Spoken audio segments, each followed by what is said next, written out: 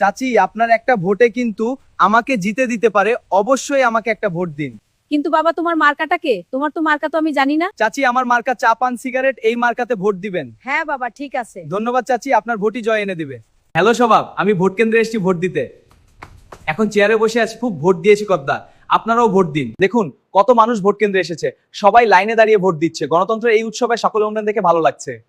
এই চাচি আপনি এখানে কেন এসেছেন?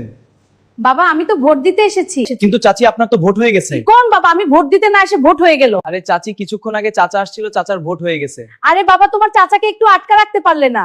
5টা মিনিট তোমার চাচাকে আটকা রাখলে। কেন চাচি? তোমার চাচাকে আমি 5 বছর ধরে দেখি না। কেন চাচি, চাচার সাথে কি আপনার গন্ডগোল? এ বাবা 5 বছর হলো তোমার চাচা মরে গেছে। এই ভোটের আর 5 মিনিট আটকা রাখলে আমার দেখা হতো, তাই ভোট দিতে যেহেতু এসেছিল তোমার চাচা, তাহলে একটু আটকে রাখলে আমার দেখাও হতো। হ্যাঁ